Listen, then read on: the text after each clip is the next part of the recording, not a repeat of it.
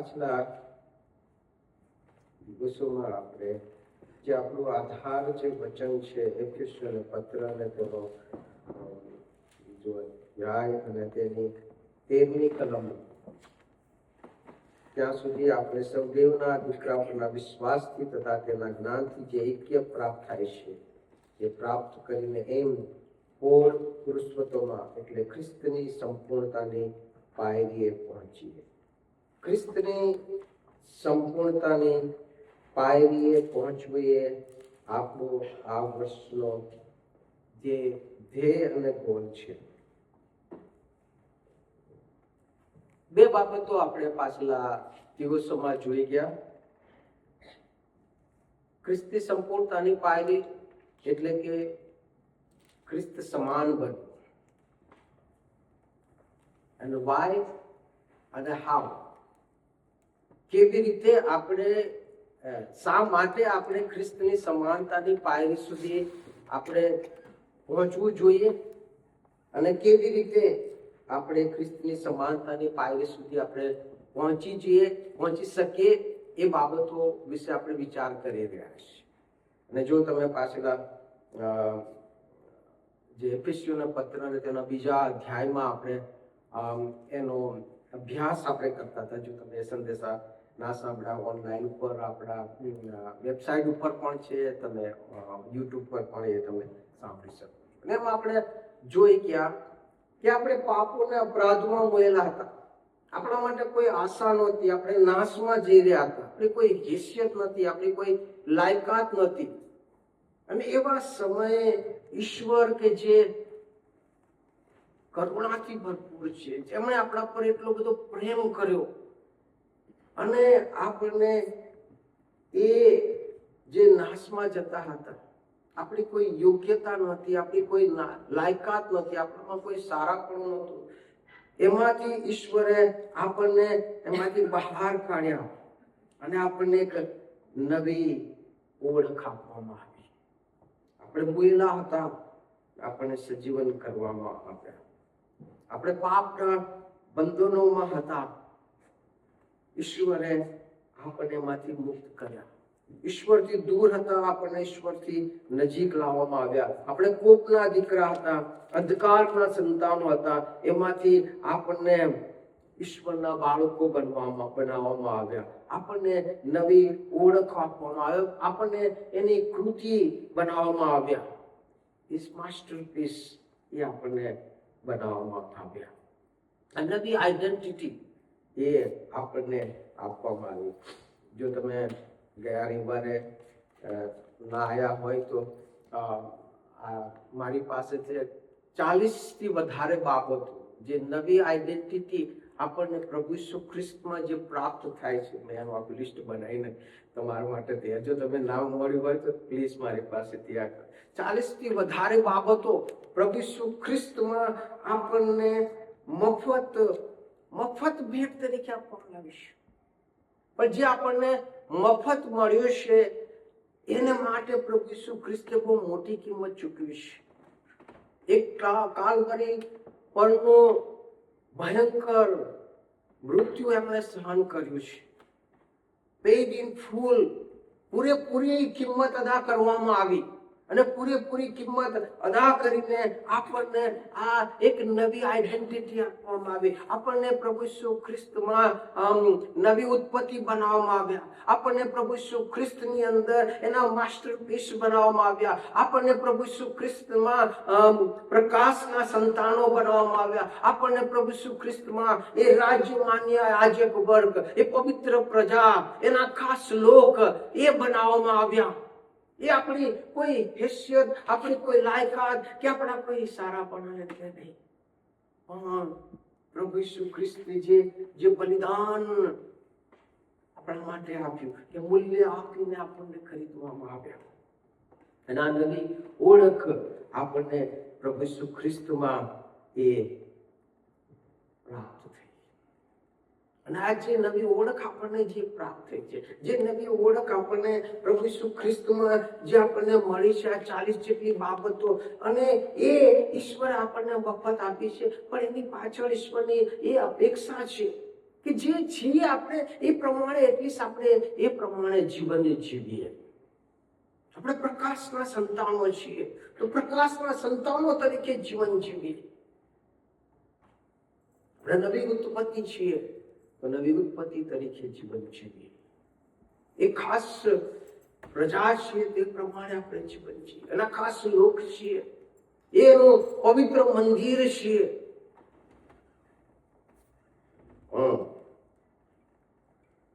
ઘણી બધી વખત આપણે એ પ્રમાણે જીવન જીવવામાં નિષ્ફળ ગયા.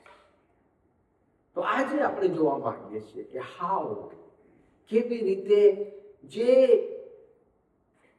નવી આઈડેન્ટિટી આપણને પ્રભુ ઈસુ ખ્રિસ્તમાં પ્રાપ્ત થઈ છે, એ નવી આઈડેન્ટિટી પ્રમાણે આપણે કેવી રીતે જીવન જીવી શકીએ.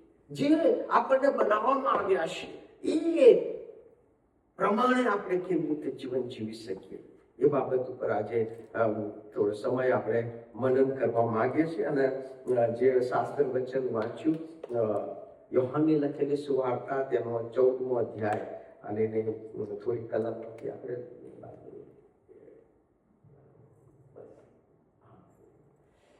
અહીંયા યોહાન 14 અને તેની 15 અને 16મી કલમમાં એ પ્રમાણે કહેશે, લખ્યું છે, હું બાપને વિનંતી કરીશ ને તે તમને એક બીજો સંબોધન તમારી પાસે મોકલી આપશે. હવે આ વચનોને સમજવાના માટે એના બેકગ્રાઉન્ડને આપણે સમજવાની જરૂર છે. યોહાનની લખેલી સુવાર્તા અને એનો 13મા અધ્યાયથી તે 17મા અધ્યાય સુધી એ પ્રભુ ઈસુ ખ્રિસ્ત એ પોતાના શિષ્યોની સાથે એમના જીવનનો જે છેલ્લો સમય છે, જે છેલ્લા કલાકો છે એ વ્યતીત કરી રહ્યા છે. એ ઉપલી મેળી પર તેઓ આવે છે. ત્યાં આગળ પ્રભુ ઈસુ ખ્રિસ્ત એમના શિષ્યોના પગ ધોય છે. એમની સાથે લાસ્ટ સપર, છેલ્લું ભોજન તેઓ ત્યાં કરે છે. અને પછી પ્રભુ ઈસુ ખ્રિસ્ત એમને થોડાક સૂચનો અને વચનો એમને આપે છે, એમને ઉત્તેજન આપવા માંગે છે. અને ત્યાં પ્રભુ ઈસુ ખ્રિસ્ત એમને જણાવે છે કે હવે મારો સમય એ લગભગ હવે પૂરો થઈ ગયો છે અને હું હવે તમારી પાસેથી વિદાય થવાનો છું, હું તમને મૂકીને જતો રહેવાનો છું. અને જ્યારે પ્રભુ ઈસુ ખ્રિસ્ત એમના શિષ્યોને એમ કહે છે કે હું હવે તમને મૂકીને હું જતો રહેવાનો છું, ત્યારે શિષ્યો આકુળ વ્યાકુળ થઈ જાય છે. શિષ્યો હતાશ અને નિરાશ થઈ જાય છે, કેમ કે શિષ્યોની સંપૂર્ણ આશા એ પ્રભુ ઈસુ ખ્રિસ્ત ઉપર હતી. એમણે પોતાનું બધું જ મૂકી દઈને તેઓ પ્રભુ ઈસુ ખ્રિસ્તની પાછળ ચાલી નીકળ્યા હતા. એ જાણતા હતા કે પ્રભુ ઈસુ ખ્રિસ્ત એ જ સાચા મસીહા છે, એ જ ઇસ્રાયેલના ઉદ્ધાર કરતા તારણહાર છે. એ રાજ્ય સ્થાપન કરશે અને અમે એની સાથે રાજ કરીશું. બહુ મોટી અપેક્ષાઓ આ શિષ્યોની પાસે હતી અને બહુ જ અપેક્ષાઓની સાથે બહુ જ ખાતરી એમને હતી કે જે આવનાર મસીહા છે એ આ જ પ્રભુ ઈસુ ખ્રિસ્ત છે. અને એટલે જ્યારે આ વચનો તેઓ સાંભળે છે કે તેઓ હવે મૂકીને જતા રહેશે, અરે જો ઈસુ જતા રહેશે તો અમારું શું થશે? અમારું અમે તો બધું મૂકી એમના ભરોસે મૂકીને આવ્યા છીએ. અમે સમાજનો વિરોધ સહન કર્યો, અમે યહૂદી આગેવાનોનો વિરોધ અમે સહન કર્યો, હવે અમારું શું થશે? આવા હતાશાના, નિરાશામાં, આકુળ વ્યાકુળ પરિસ્થિતિમાં જ્યારે હતા ત્યારે પ્રભુ ઈસુ ખ્રિસ્ત 14મા અધ્યાયની પહેલી કલમમાં ત્યાં કહે છે કે તમારા હૃદયને તમે વ્યાકુળ ના થવા. અને આ જે 14મો અધ્યાય છે એમાં મેઇનલી પ્રભુ ઈસુ ખ્રિસ્ત આ હતાશ અને નિરાશ અને વ્યાકુળ જે એમના શિષ્યો છે એ શિષ્યોને તેઓ ઉત્તેજન આપવા માંગે છે.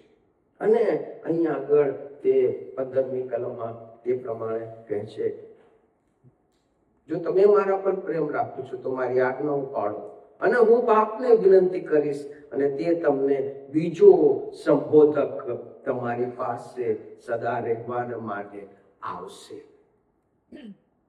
કે હું જઈ રહ્યો છું પણ તમે ચિંતા ના કરો, હું બીજો સંબોધક હું તમારા માટે મોકલી આપીશ.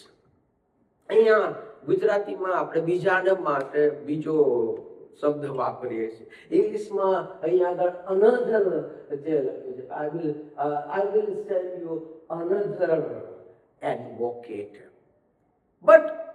પરંતુ ગ્રીક ભાષાની અંદર આ જે અનધર જે શબ્દ છે એને દર્શાવવાના માટે બે શબ્દ ત્યાં આગળ વાપરવામાં આવે છે. જે પહેલો શબ્દ છે એ હેટ્રોસ શબ્દ છે. હેટ્રોસ નો શબ્દનો મતલબ થાય છે અનધર ઓફ ડિફરન્ટ કાઇન્ડ, બીજો પણ અલગ પ્રકારનો. અહીંયા આગળ મારી પાસે બે ચેર છે. એક સાદી ચેર છે, બીજી લાકડાની ચેર છે.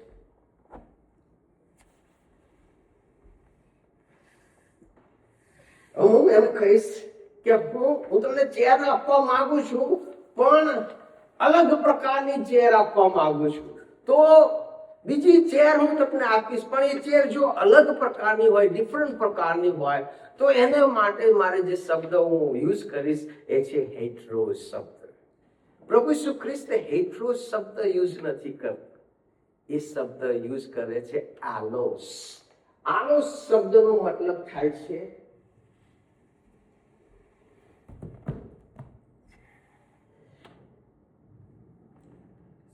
another of exact same kind.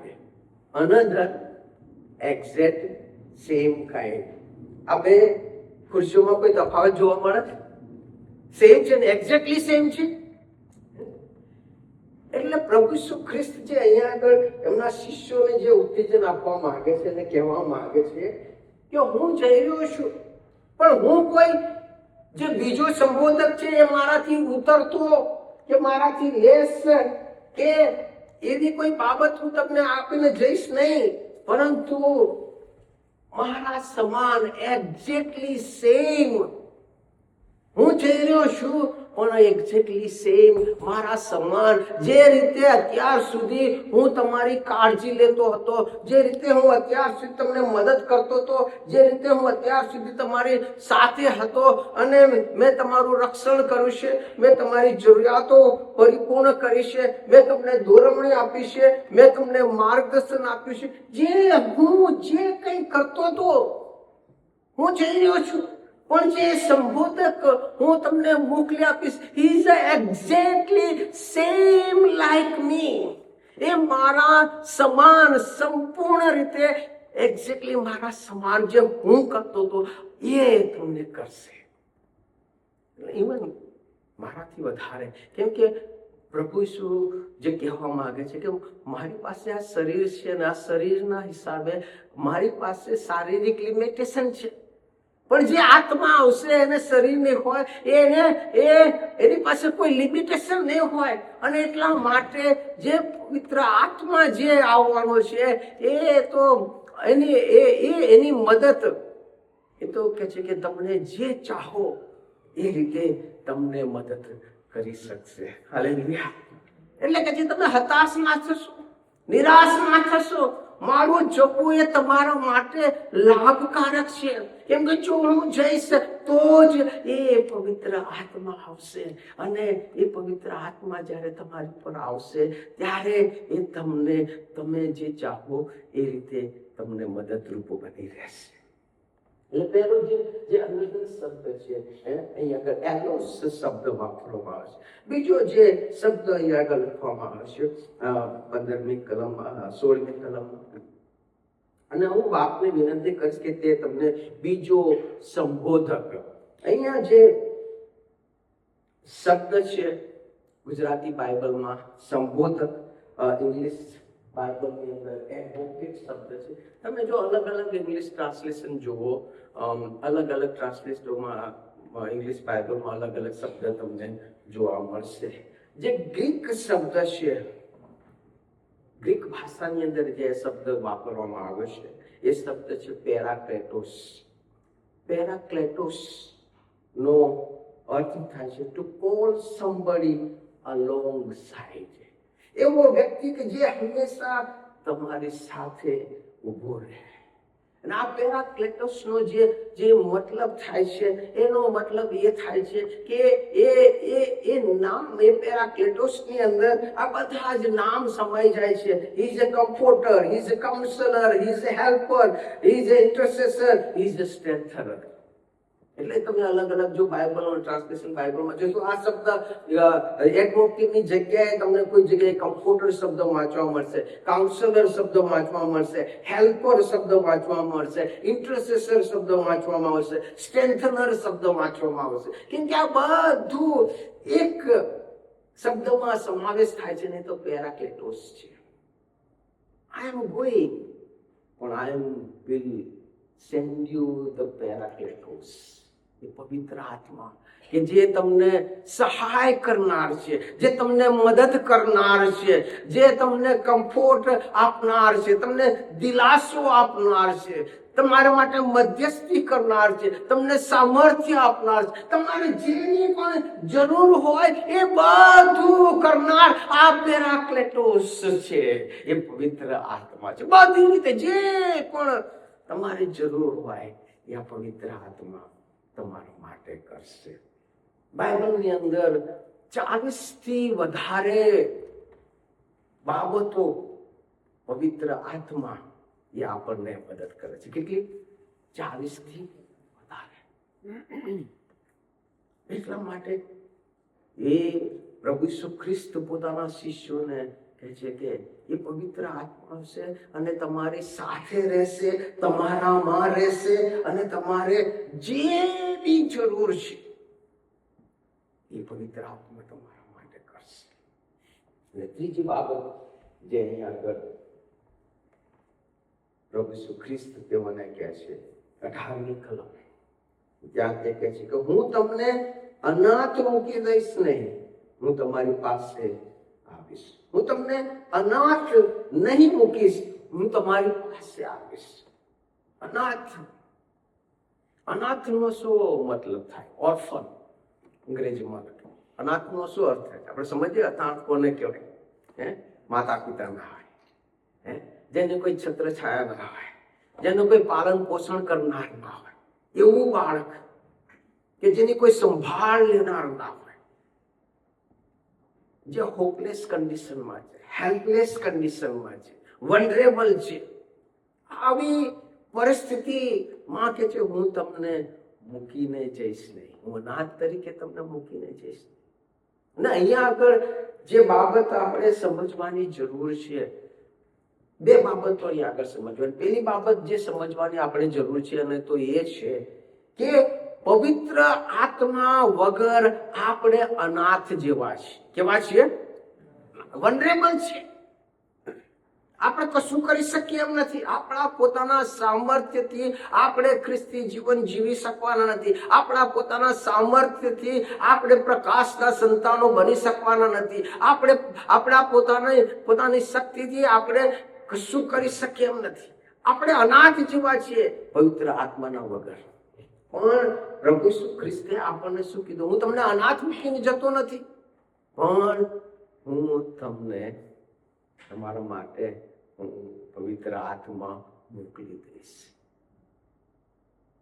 એટલે કે આપણે બી હોપલેસ ને હેલ્પલેસ કન્ડિશનની અંદર પ્રભુ ઈસુ ખ્રિસ્ત આપણને મૂકીને ગયા નથી. પ્રભુ ઈસુ ખ્રિસ્તે આપણને એનો પવિત્ર આત્મા, એ પેરાક્લેટોસ, એ આપણને આપીને ગયા છે. એમણે પેરાક્લેટોસ આપણને આપેલો છે કે જેથી કરીને જ્યાં કઈ અને જ્યારે પણ આપણે જેની પણ જરૂર હોય, આપણે વિના સંકોચે આપણે એની પાસે આપણે જઈ શકીએ છીએ, એની પાસેથી સહાય માંગી શકીએ છીએ, એની પાસેથી મદદ માંગી શકીએ છીએ. વાલાઓ, જે પ્રભુ ઈસુ ખ્રિસ્ત સિવાય જો ઈશ્વરની કોઈ બીજી મહાન જો ભેટ હોય તો એ આ પવિત્ર આત્મા છે. મારાથી નિરાળા રહીને તમે કશું કરી શકવાના. We cannot do anything without the Holy Spirit. इस પવિત્ર આત્મા આપણા જીવનમાં બહુ જ અગત્યનો છે, બહુ જ મહત્વ છે. It is necessary in our Christian life. અને એટલે કે હું તમને અનાથ. પણ પ્રશ્ન છે, how to make use of the Holi spirit. કેવી રીતે આપણે પવિત્ર આત્માનો સંપૂર્ણ રીતે યુઝ કરી શકીએ. આમેન. હું કહું છું, હું તો ગીત ઇંગ્લિશમાં ગીત કહે છે, I am no longer slave but I am the child of God. કહીએ છીએ આપણે, હું હવે નો લોંગર સ્લેવ, હું હવે કોઈ દાસ નથી, પણ હું તો ઈશ્વરનું બાળ. આપણે બધા ઈશ્વરના બાળક છીએ બધા. યસ યસ ઓર નો? આપણે ઈશ્વરનું મંદિર છીએ. આપણે પ્રકાશના સંતાનો છીએ. આપણે એની ખાસ પ્રજા છીએ.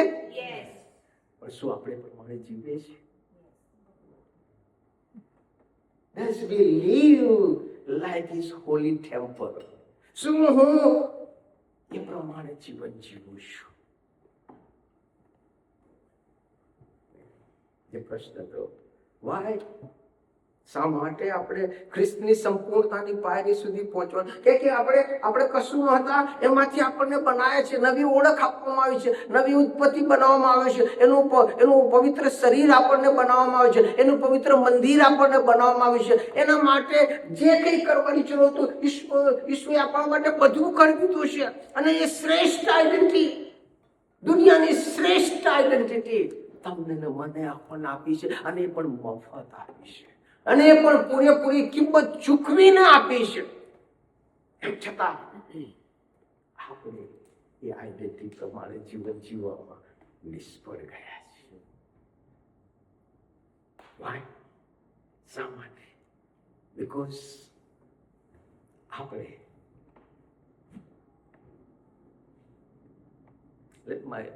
મારું પોતાનું જ ઉદાહરણ,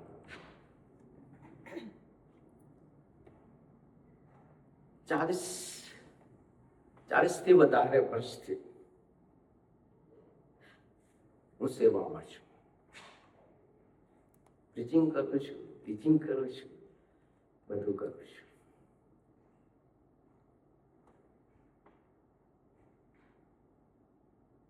સવારે 4 વાગે ઉઠીને પ્રાર્થના કરું છું. નિયમ છે મારો. કશું બી થઈ જાય, I have to wake up at 4 o'clock. સાંજે 2 કલાક પ્રાર્થના કરું છું. મારું બાઇબલ દર વર્ષે મારું બાઇબલ હું પૂરું કરું છું. બાહ્ય રીતે બહુ આત્મિક છું. લોકો જુએ છે, ઘણા લોકો એક રોલ મોડલ તરીકે જુએ છે. બહુ સારું છે, બહુ આત્મિક જીવન.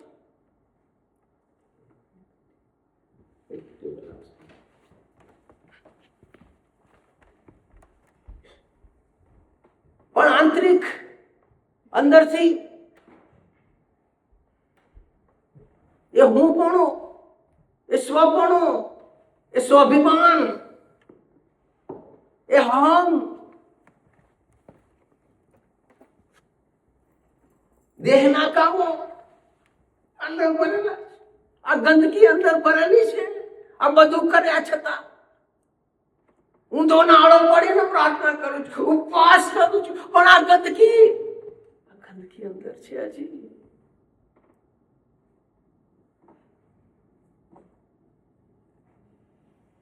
અને મેં કીધું છું, now enough is enough. I don't want to live this life. જીવન નથી જીવવું. પ્રભુ હું શું કરું? પ્રભુએ એક જ બાબત કીધી, you cannot live your Christian life with your effort. તારા સ્વ પ્રયત્નથી તું ખ્રિસ્તી જીવન જીવી શકવાનો નથી. તું ભલે ને ઊંધો નાળો પડીને પ્રાર્થના કર, ગમે એટલા ઉપવાસ કર, ગમે એટલું બાઇબલ વાંચ, ગમે તે કર, પણ જ્યાં સુધી તારું જીવન સંપૂર્ણપણે પવિત્ર આત્માને સોંપી દે, આપણે અનાથ છીએ. આપણે બહુ પ્રયત્ન કરી છે ખ્રિસ્તી જીવન જીવવાનો. હું સારું જીવન, સારામાં શ્રેષ્ઠ સારું જીવન જીવું, પણ અંદર એ ગંદકીય જીવન છે. આવું જીવન અંદર આવું જીવન હતું. આ ગંદકી હતી. Self centred, self focus, selfish life. હું મી મી મી.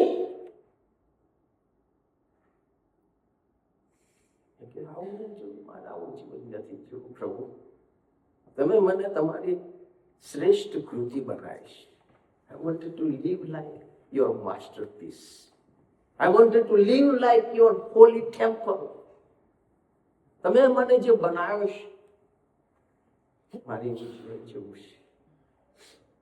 ઈશ્વરે મને એ બાબત બતાવી.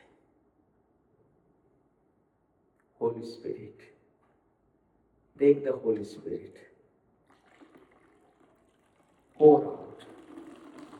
આધીન થઈ જાઓ, પવિત્ર આત્માથી ભરાઈ જાઓ, વધુ ને વધુ ભરાઈ જાઓ, નમ્ર બની જાઓ, ભગ્ન બની જાઓ, સોંપી દો બધા જ જીવનના બધા જ ખૂણાઓને સોંપી દો અને પવિત્ર આત્માને પોતાના જીવનનો કંટ્રોલ લેવા દો અને પવિત્ર આત્માથી દરરોજ ભરપૂર થતા જાઓ, દરરોજ ભરપૂર થતા જાઓ, દરરોજ ભરપૂર થતા જાઓ, દરરોજ ભરપૂર થતા જાઓ. Hallelujah. Hallelujah. હાલેલુયા. આમાં કોઈ લાલચ છે હવે? સંપૂર્ણ શુદ્ધ અને પવિત્ર છે. હાલેલુયા. Praise the lord. પવિત્ર આત્મા મારા જીવનને, તમારા જીવનને આ કરી શકે છે. આ કરી શકે. એટલા માટે પ્રભુ કહે છે હું તમને અનાથ નહીં મૂકું. મેં તમને બનાવ્યા છે અને તમને હેલ્પર મોકલી આપ્યો છે. Make use of it. એનો ઉપયોગ કરજો. એના માટે કશું કરવાની જરૂર નથી. મેં કશું કર્યું નહીં. મેં કીધું પ્રભુ I need Holi spirit. I need.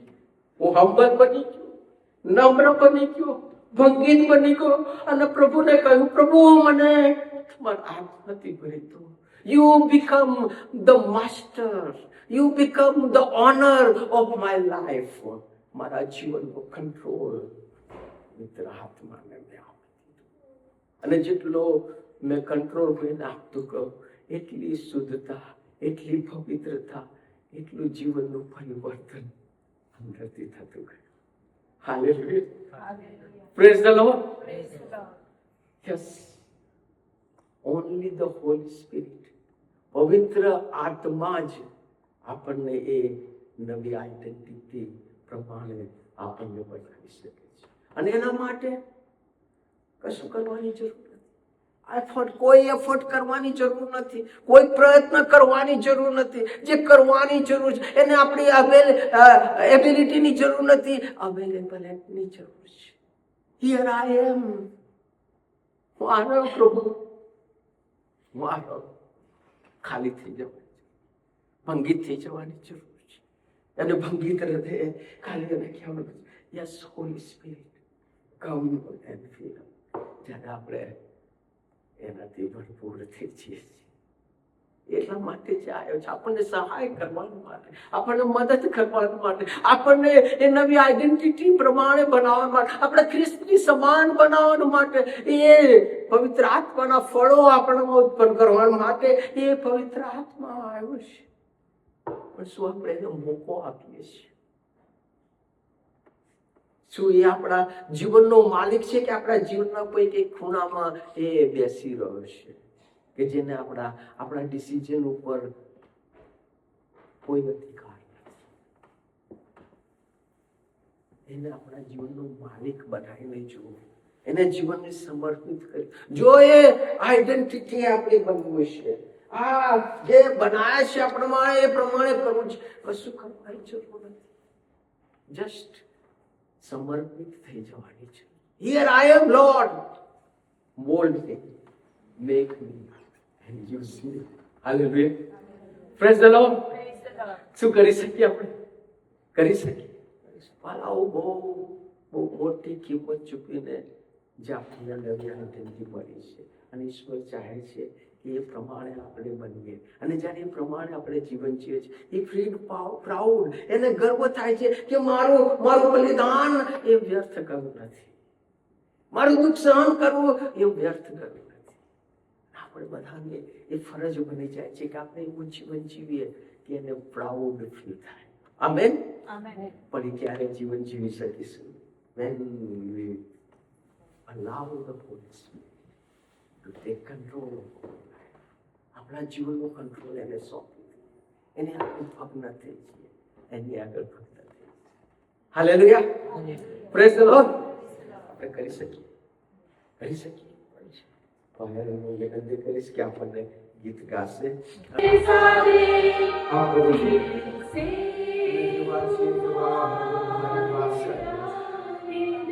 અમારી યોગ્યતા, અમારી લાયકાત, તમારા સારા પર ભરોસો રાખી આ પ્રભુ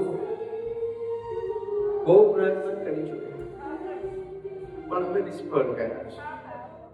ચાલો કે પ્રભુ, હવે મારા જીવનમાં એક પવિત્ર આત્માને જે સ્થાન આપું છું પ્રભુ, અત્યારે અમે જીવા છીએ એવા તમારી પાસે આવ્યા છે પ્રભુ. એ હૃદયને ચાલનાર, હૃદયના ઊંડા વિચારોને ચાલનારે તમે છો. ઓ પ્રભુ, અમને તમારી જરૂર છે.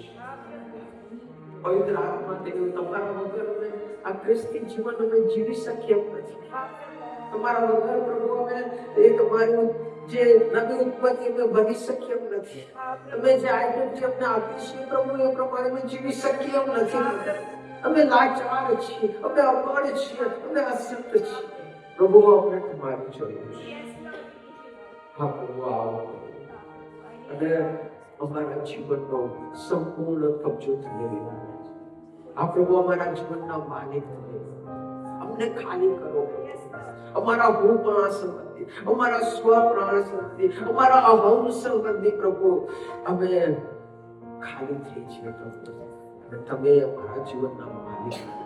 આ પ્રભુ, અમારા જીવનનું સુખાંત લો કે જેથી કરીને પ્રભુ અમે તમારા બાળકો તરીકે અમે જીવન જીવીએ પ્રભુ. અમે એવું જીવન જીવીએ, એ પ્રકાશના સંતાનો જેવું જીવન જીવીએ, એ પવિત્ર પ્રજા જેવું જીવન જીવીએ. અમે જ્યાં કઈ જઈએ ત્યાં પ્રભુ અમે તમારો પ્રકાશ ફેલાવનાર તમારા બાળકો. અને પ્રભુ, અમે તમારા ચરણોમાં અમારા જીવનોને અમે સમર્પિત કરી દઈએ છીએ. અમારા જીવનનો, અમારા સર્વસ્વનો તમે સંપૂર્ણ પ્રભુ તમે કબજો લો, એ જ અમે પ્રાર્થના કરીએ છીએ. ઈશ્વર પ્રભુ.